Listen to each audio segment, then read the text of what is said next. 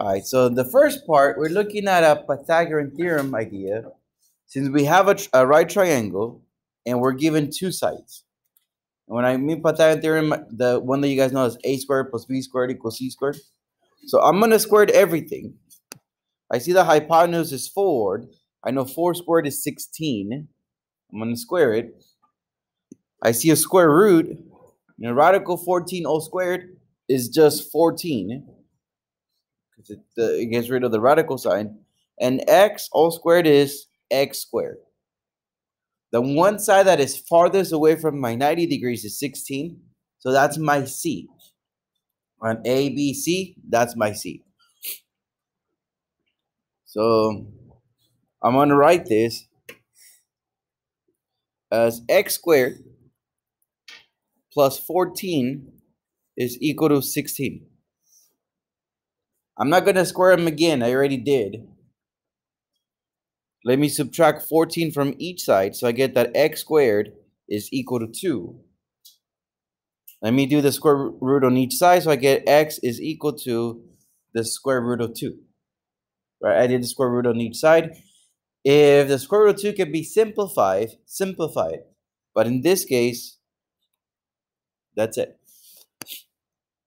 Looking at question number 2, I'm going to square everything. X squared is x squared. 3 squared is 9. On the hypotenuse, if it was just the 2 squared is 4. If it was just the radical 3 all squared is 3. But because it's both combined, I'm going to call it 12. I'm going to multiply 4 times 3.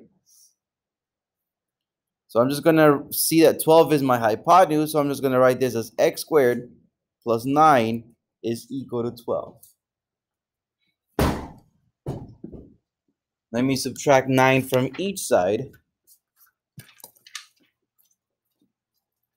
So I get that x squared is 3. That means x must be the square root of 3. Right, the way you get rid of the squared is get the square root. So x is the square root of 3. If I can simplify the radical, then simplify it. You're going to have 2 of these on the test tomorrow. So there's 2 of these. Any questions on these? All right. Then we move into the special right triangles, which could be the 45, 45, 90 or the 36, 90. I have an example of each. On the 45, 45, 90, the two sides that make the 90 degree are equal. If I had one of them, then I already have the answer for the other one. In order for me to get the hypotenuse from one of the sides, I multiply by radical 2. If I'm going to get the hypotenuse. Like if I was starting from x or y, to get the hypotenuse, I multiply by radical 2. Since I'm going backwards, let me solve for y. Let me divide by radical 2. So I'm going to have 4 radical 3 divided by radical 2. When I multiply, I put the radical 2 on the top. When I divide, I put it at the bottom. No radicals at the bottom, so let me multiply top and bottom by radical 2. So I have 4 radical 6 over 2. I take a quick look at my whole numbers to see if I can do something about them. 4 over 2, I can simplify that. My answer will be 2 radical 6. So the value of x will be 2 radical 6. X and y are both 2 radical 6. Now let me take a look at the 30, 60, 90. The small side is the one that I want to begin with. If I don't have it, I need to get it.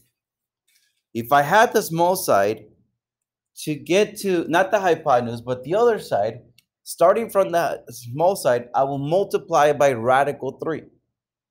Since I'm going backwards, I'm going to divide by radical 3. So the number given is 2 radical 3. I'm going to divide by radical 3. The radicals cancel out. So v is equal to 2. Now that I have the small side, I can get the hypotenuse.